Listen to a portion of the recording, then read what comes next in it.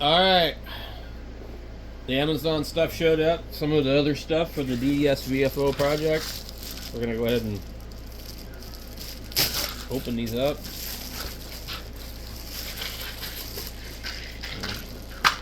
Probably opti-couplers.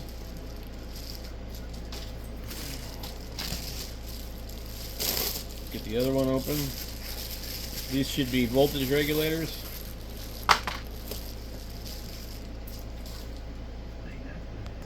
Alright, okay. I had to go back and do some other stuff really quick. Let's see what we got here.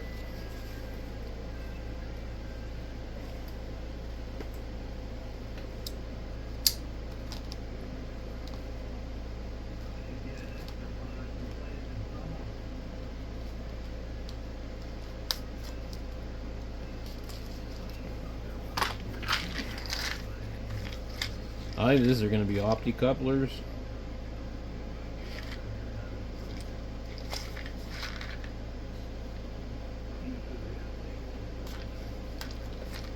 Right. Oh yeah, it says photocoupler. So, cool. How many is supposed to be in here? 50. I always count them. I'm like, you rip me off! But anyway, let's see what they look like. Can't really read them. Let's see if we can.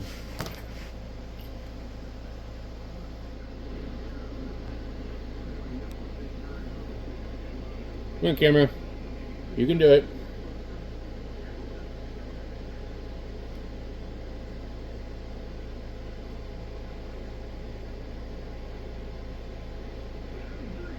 PC817. It says Sharp on it. Well, I guess either they're made by Sharp or they're fake. Which one is it? Maybe both. I don't know. We definitely don't want to close.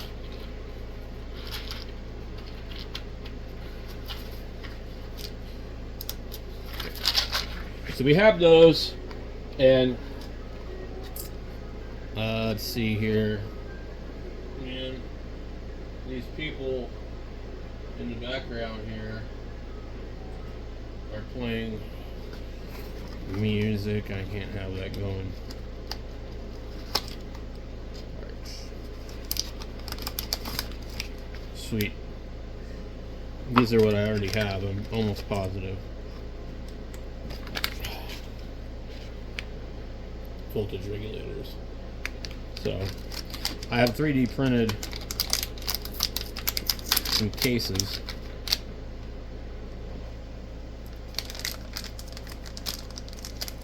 Already. Wait a minute. No, these look different. These are smaller. One thing I saw, a certain company has a stick-on heatsink, like you would see on the Pi 3B and stuff.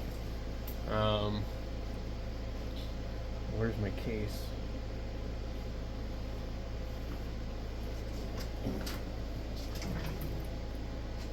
Okay. If this is the same one,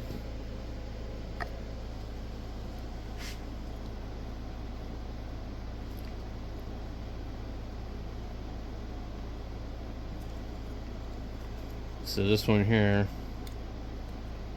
drop right in.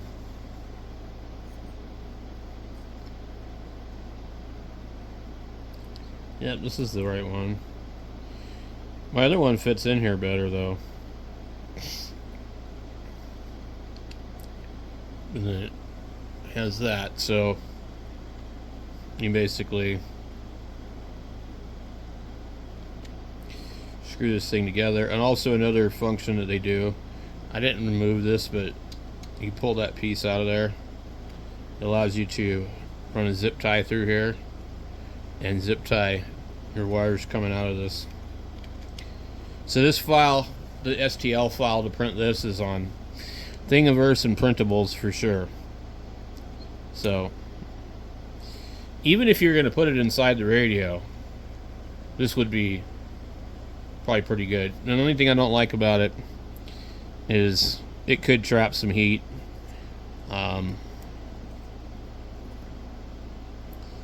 But there's actually very little on the bottom of this. Kind of dirty. Like, what do they clean it with, or why is there residue on it? So it's an LM2596, and the reason that I went with this is because it's adjustable, and I want to run less than 5 volts just to be safe. I want to turn it down to 4 volts. And plus I could use them for other projects if I need to run something else, like I want like a 9 volt adapter. But I bought that huge bag of 5 volt regulators. And we will get into that. We will build a regulator, but I'm not going to do it right away. So I got that for the DDS project, and I don't know what else I might 3D print to try and work around the deal there. If I can design something that would remove this piece here, the way that I would remove this one is I would come in here and just cut it. Maybe even take a cutoff wheel, a small one. Just cut this.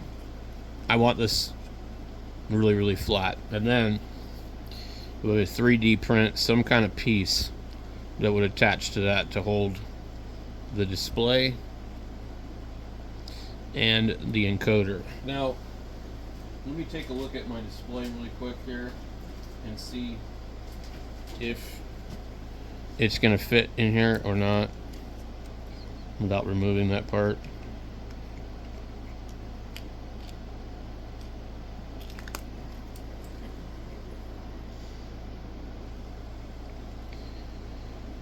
We got a little bit too much on the top or the bottom for this to fit in here. You're not going to get the whole display to fit. So I don't know if there's different displays, but if you want this thing centered, this one's too big.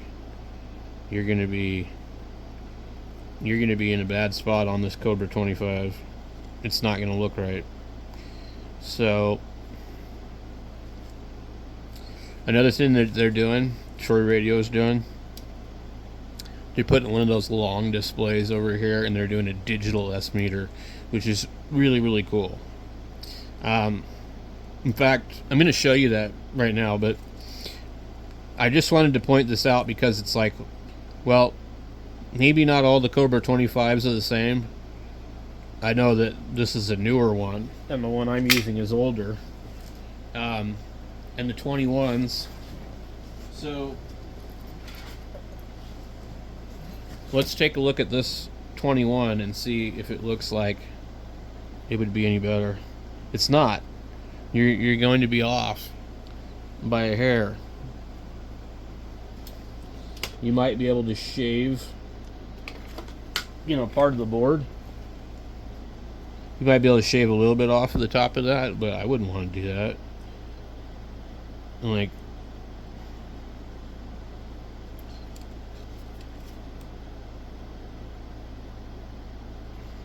no, unless there's a different display that's a little more compact, you're gonna have this gap in here. It's just not gonna be a good fit for that one. Now let me see with my other one. What did I do with the other one? But other radios, like these ones here, you got plenty of room, and in fact you would use the other display, the 1.3 display on that. So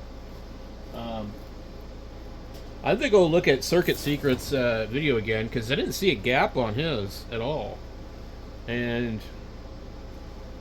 maybe he had a better display, but in fact he'll probably watch this and tell me. I'm trying to find the other radio. I don't know what I did with it. I had it out here and I moved it. But anyway, let me grab this other display really quick to give you an idea. If I can find it. I don't know what I did with it now. It's in the drawer over here. Good Lord. Serious? There it is. Okay. So, certain radios will use the 0.96 and some will use the 1.3. Okay. Will you see this one here compared to that one?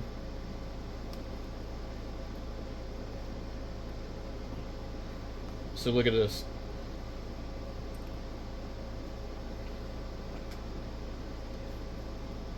Absolutely perfect. I mean, wow. It's crazy. Alright guys, we're on our Google search. Okay, so you're going to want to put this up. Let me get things centered here. I'm an amateur operator and an amateur YouTuber. I'm not good at this. Okay, TroyRadio.net, apparently. www.troyradio.net. Okay. So it's actually called Troy Radio Service. I guess they do other stuff.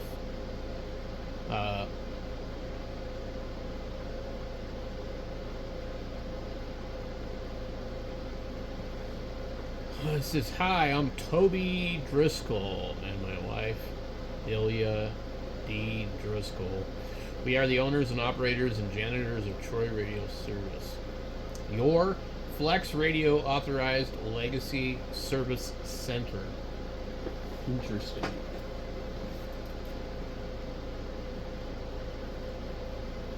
Let's see. Never owned a Flex.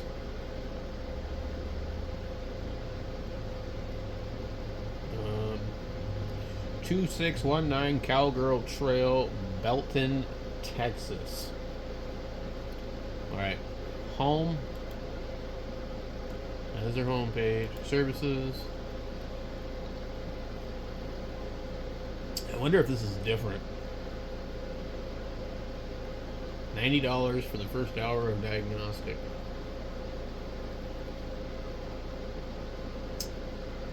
Pain in the ass. Accessories. $37 cord. I'm wondering if this is like not the same thing. Okay. I don't think it's the same thing.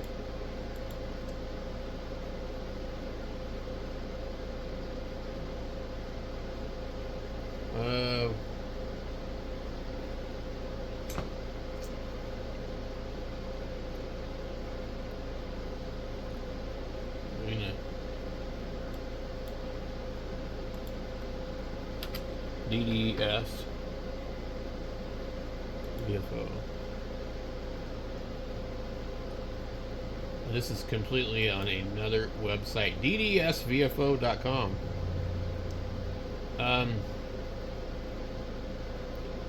No, it says sold and built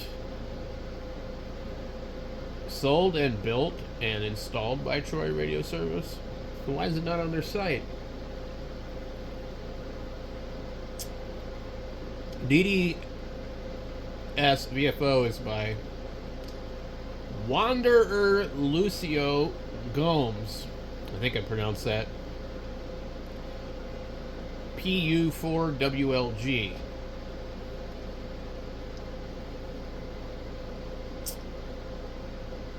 Anyway, what I wanted to show you was the S meter. See that? Another thing that they do that's really crazy with the DDS VFO is they have a spectrum thing on it.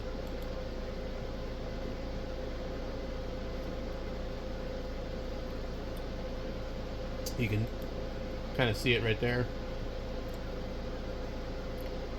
And it's got the spectrum. Not like super useful, but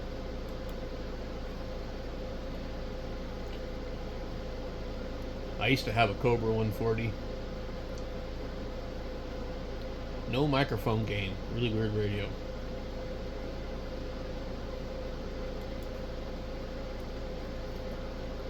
Okay, they're using the Pro Mini apparently. Interesting. There's the spectrum right there again. And that's their HFRX converter.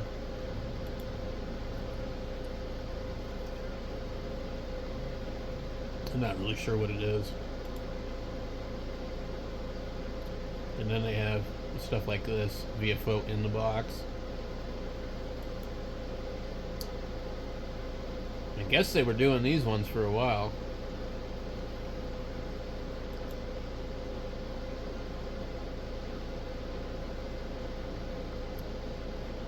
That does not look good right there. The customer did that, that's fine, but like, I don't think they're selling them like that, are they? Although I saw some on their website that look like they are selling them like that. I think these are just customer supplied photos because it says gallery. So we click on dealer. Oh, this is the dealer's login. Help files.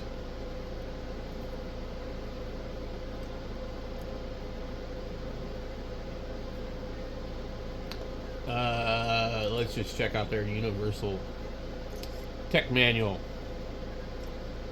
Kind of looks Heath Kitty.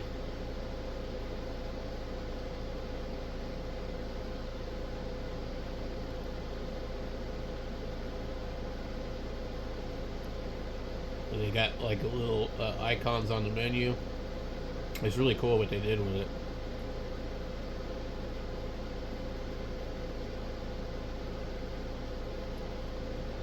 Since I don't know how to write code or anything, I wouldn't know how to do this.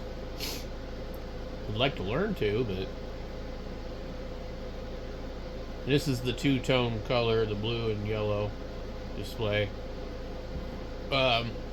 Here's the circuit diagram that they're showing here. I should probably go ahead and snag this and save it for myself for later. I'm going to take a screenshot, save it visible, download. The reason that I want to look at this is because my friend Kevin has one of these, and I want to compare this to the one I'm going to build and other ones that are out there.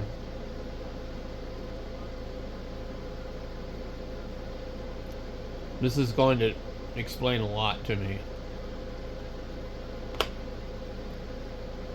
I don't know that that's the Mega or not. Micro. Okay.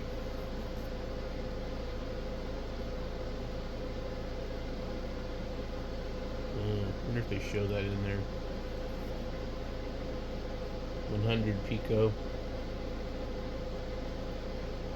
2-pin VCC. I don't know, that seems a little strange.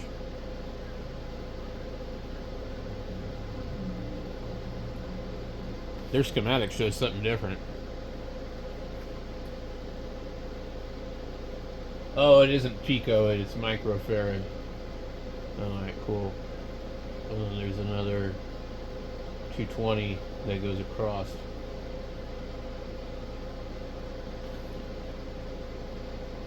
I'm not sure if all that stuff's absolutely necessary.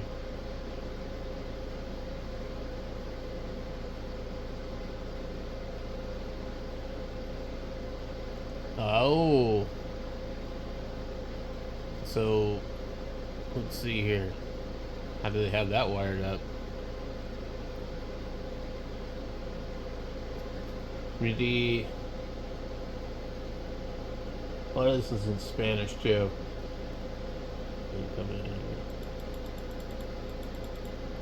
Alright. Can you guys see it now? Look at that.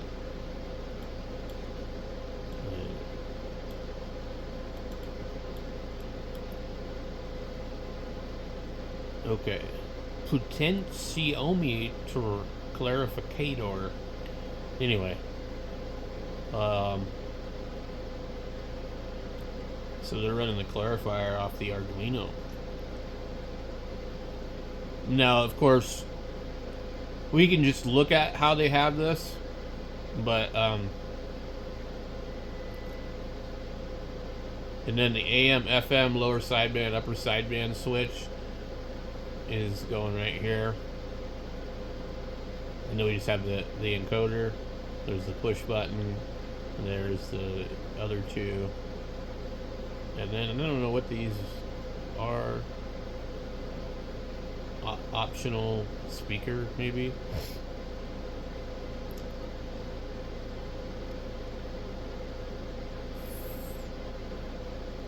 Transverter. Yeah, this is mostly not in English. Lock menu. I don't know where these would be wired up at, but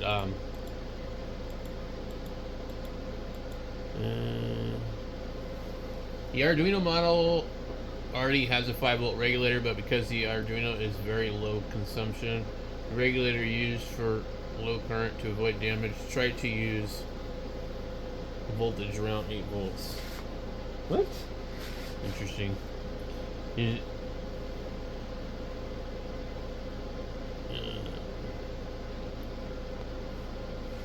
What are they saying? The Arduino module already has a 5-volt regulator because the Arduino is a very low consumption circuit. The regulator used for low current to avoid damage. Try to use voltage around 8 volts.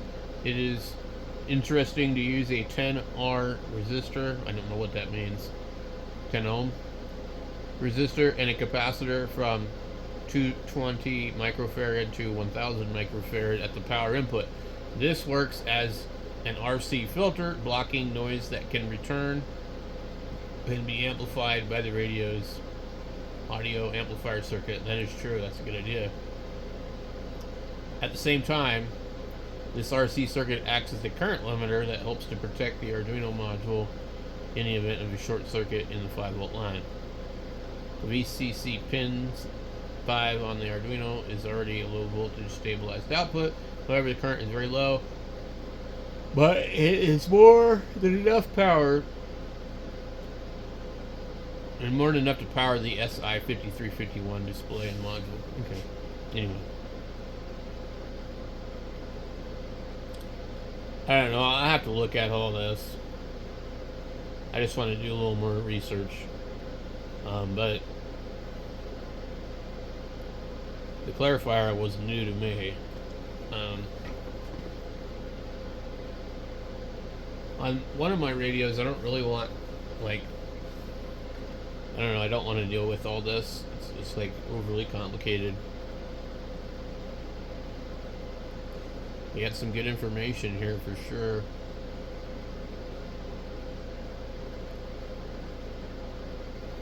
It says you can use 3 buttons instead of an encoder. The encoder is installed by connecting the CLK or clock terminal to the D2 pin. Blah, blah, blah. I'm not going to get into all that.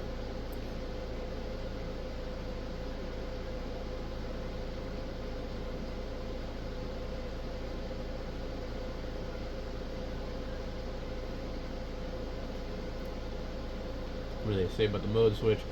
The DDS-WLG system always provides a way to adapt to different radio models. For this system, the system checks the position of the key of the modulation mode in your equipment. This verification is done through a low logic level that is taking the corresponding Arduino pins to the ground for the Arduino to identify this difference. It is necessary that the pin has a voltage of 5 volts present. We call this a pull up, which is a resistor, usually 10K, connected to the Arduino pin up to 5 volts. So the Arduino recognizes this change in the logic from 5 volts to 0. You should just ground the pin that already has this pull-up resistor internally. The system was designed to read a combination for up to 5 modulation modes: AM, FM, CW, USB, LSB. Anyway, there's definitely a lot of documentation here. PTT sensor. Oh, what are they doing on this? Okay. They just put a blocking diode on it. I'll be damned.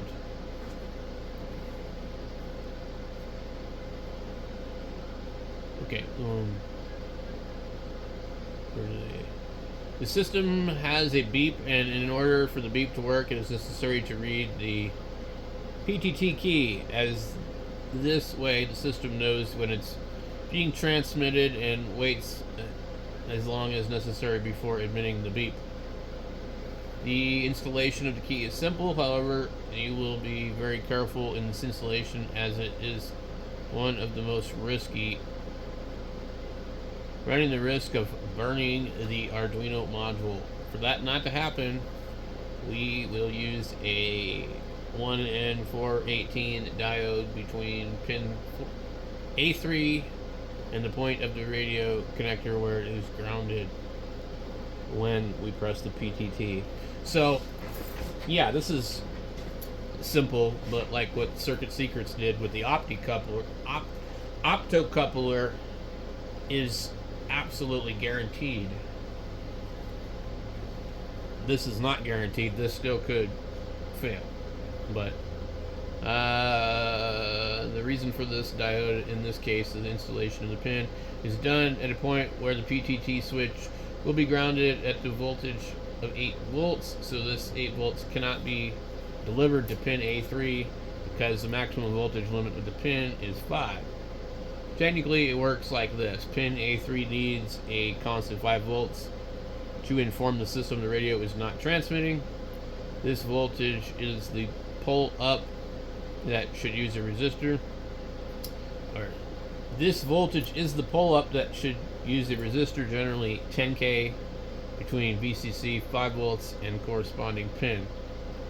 On the case here, pin A3, to inform the system the radio is transmitting. Pin A3 must be grounded, reducing the voltage from 5 to less than 2 volts, so the system will understand the radio is transmitting. By connecting the anode to a general purpose diode and grounding the cathode, pin 3 will have a reduction of 5 volts to approximately 700 millivolts, which is well below 2 volts, and thus the system will understand its low logic level. So the diode is only protecting the Arduino in case of a voltage return above 5 volts. But if you remove the PT switch from the radio, that makes the TX, you are sure that there is no voltage returning. No, it is necessary to use the diode. Some of this is translated in English, maybe, I'm not sure. It's sort of hard for me to follow it. Cutting the loudspeaker and arming carrier through DDS. Okay, there's a lot of little tidbits of information here.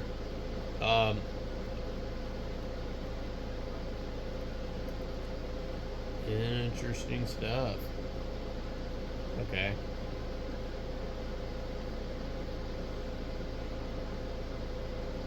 I think that's like their HF board. I don't know what that is. That's some other crap.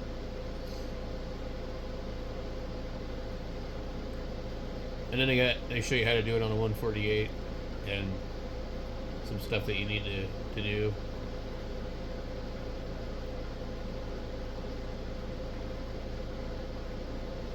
There's no way that I'm pulling all of that out of my radio. No way. I'm pulling the can and nothing else, if at all possible. There's a different radio. Yeah, they pulled all that out of the radio. It's a lot of stuff.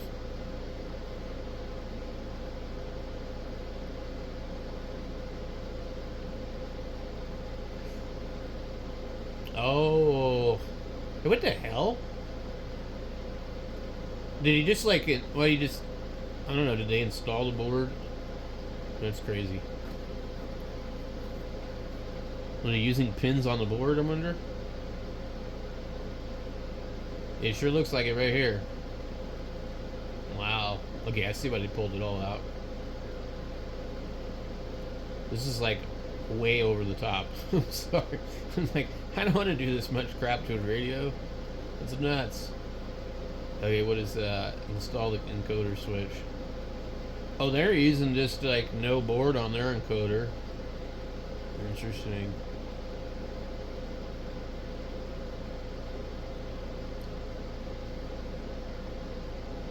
The 148 looks like it might be easier to convert too.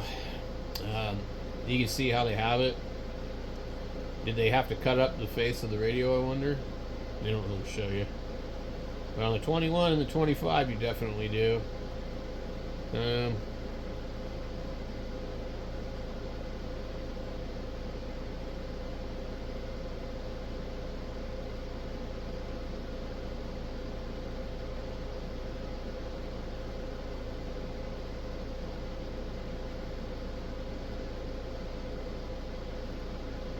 When the combination display is observed if it was not touching any corner of the display, any relief on the panel.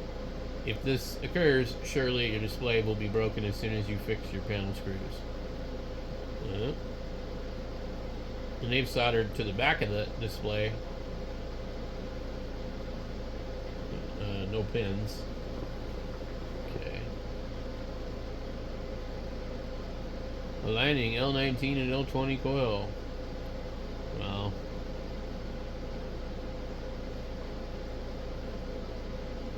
So, pretty involved for even the most advanced hams, probably. DDSVFO. We wanted to see the full kit is $97. AM and FM only is $50 to $60. Dealer site. What the hell? Okay.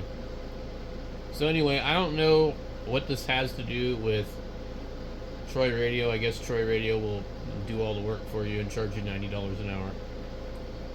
So we got, he had this, which is sold out, and that one sold out,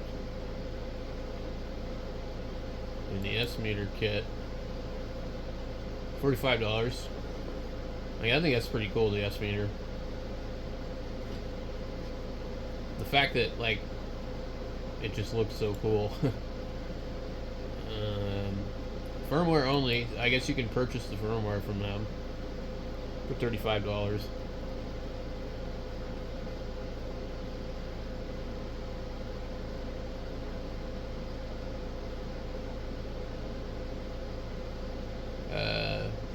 The latest firmware is pre-flashed on a Arduino Pro Mini, but you must select the display type you want to use because the firmware is different for each. Yeah, that makes sense. Open the drop-down box, choose either 0.96 or 1.2, and just click the link below. So we click buy now. Square link. My browser's probably going to block it.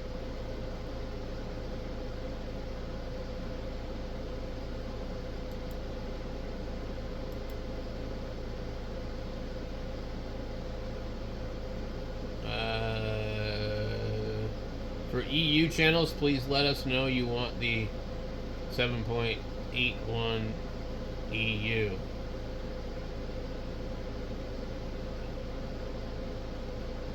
So I think you're getting a Pro Mini when you buy this. I don't know, maybe not. DDS firmware 6.8 flashed on the Pro Mini for 0.96 display. Okay.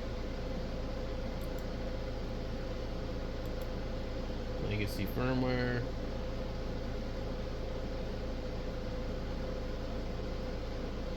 You can. This page contains older legacy firmware, is no longer supported. Download and play with it, and if you decide you like it, you can purchase the latest, greatest. The free version 6.27 is available to be tested, meeting expectations. A key for the full version is sold for $27. They're making sure they're going to get their money out of you. The release key can only be used in the Arduino you have. Here's how that works. When you or we put the software on an Arduino, we ask you for the codes that the software generates. Okay, let me read that again.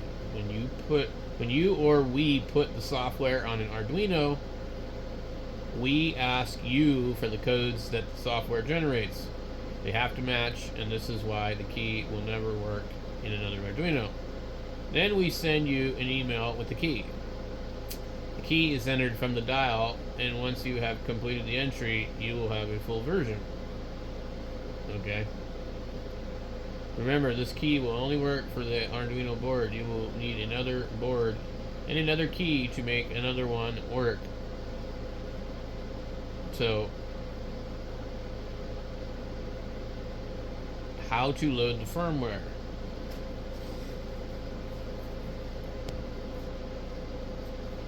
First, download the free Xloader software, Windows driver here. Download the drivers here.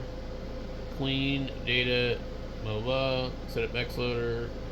Now you can load the hex file. Okay. I don't know how any of that works, but anyway. I need to get another Arduino just to play around with and practice this stuff, but I think the one I'm going to be using is IDE, the Arduino IDE thing. I don't know if this is the same. I don't know what Xloader is. I think I used that on a 3D printer one time, so I think it's something different. Anyway, I didn't want to make this video that long, but I wanted to go over some stuff that was on my mind. So anyway, catch you guys later.